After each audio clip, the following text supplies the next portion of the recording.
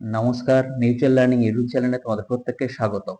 তো তোমরা ইতিমধ্যেই দেখছো যে চারিদিকে একটা ভয়ঙ্কর পরিস্থিতি তৈরি হয়েছে, যে 2022 স্টেট পাস সার্টিফিকেট রেজাল্ট এবং সমস্ত যাবতীয় যে নিজস্ব তথ্য, পার্সোনাল তথ্যগুলো কিন্তু ভাইরাল হয়ে গেছে।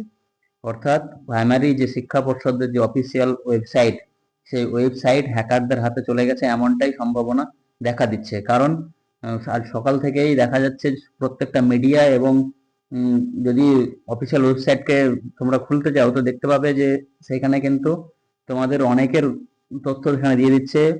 টোটাল যে ক্যান্ডিডেট পাস করেছিল 2022 স্টেটে প্রায় 1.5 লক্ষ কাছাকাছি, সমস্ত মানে প্রত্যেকের কিন্তু তথ্য সেখানে দেখা যাচ্ছে এবং তার জন্ম তারিখ, তার নম্বর, সে পরীক্ষায় কত নম্বর পেয়েছে, সমস্ত কিছু কিন্তু দেখতে পাওয়া যাচ্ছে।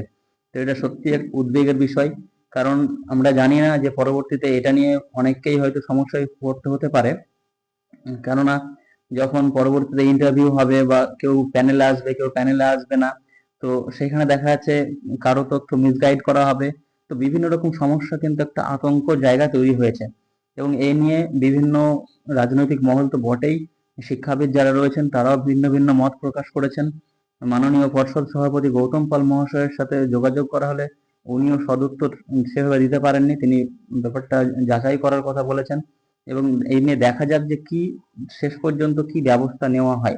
কারণ এইভাবে যদি সরকারি ডেটা যদি হ্যাকারদের হাতে চলে যায়, তাতে আমরা যারা সাধারণ পরীক্ষার্থী বা সাধারণ মানুষ যারা কষ্ট করে পড়াশোনা করে এই পরীক্ষাগুলো পাস করি, তাদের পক্ষে কিন্তু একটা ভয়ঙ্কর বিপদের দিন।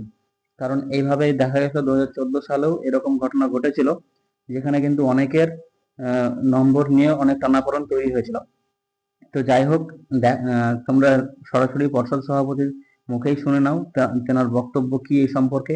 1,50,406 জনের তথ্য সেখান থেকে আমরা কপি করতে পেরেছি এবং আমরা দেখছি এই তথ্যগুলো সঠিক তথ্য এবং এটা বাইরে কিভাবে এলো এটা আমাদের প্রশ্ন থাকছে।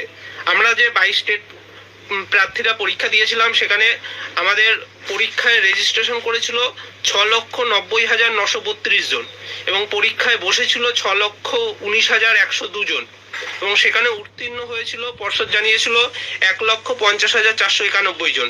তার মধ্যে আমরা 1,50,406 জনের তথ্য তার ওয়েবসাইট থেকে পেয়ে গেলাম। এটা কিভাবে সম্ভব হলো? করে দেখা যাচ্ছে অন্য এক জায়গায় পাবলিশ হয়ে গেছে। আপনাদের হয়তো মনে নেই, কিন্তু আমাদের মনে আছে 2014 রেজাল্টের ক্ষেত্রে ওরকম একটা কিছু হয়েছিল, তারপর সেটা চেপে যাওয়া যায়। একটা নাকি বিধাননগর সাইবার পিএসএ কমপ্লেন্টও হয়েছিল, সেই কমপ্লেন্টের ভবিষ্যৎ কি হলো আমরা জানি না। কিন্তু এই লিস্টটা বড় ডেঞ্জারাস। আপনারা এই দেখে থাকেন, আমি প্রায় 700 জনের ওপর দেখলাম যারা কিন্তু টেটে বসার বয়স উত্তীর্ণ করে গেছে। তারা কি করে বসলো, তাদের নাম কিভাবে আসলো, এগুলো কোশ্চেন থাকবে। যে তথ্যগুলো আছে যারা পাস করেছেন তাদের কিছুজনের সাথে কথা হলো আমার, তারা বলছে হ্যাঁ কি আছে ওখানে, তাহলে অ্যাপারেন্টলি ঠিক তথ্য মনে হচ্ছে, সেটা অন্য কোথাও গেল কি করে, আরো কি কোনো দুর্নীতির গন্ধ আছে কিনা এর মধ্যে। সত্য কিনা সেটা আমাকে দেখতে হবে। আমি দেখে নিচ্ছি, আগে সার্চ করে নিই, তারপরে তো আমি যদি এই ধরনের চক্র একটা যদি থাকে তার এগেনস্টে আমরা আইনত ব্যবস্থা নেব। আমি দেখে নিই কে কি, আপনি পাঠান।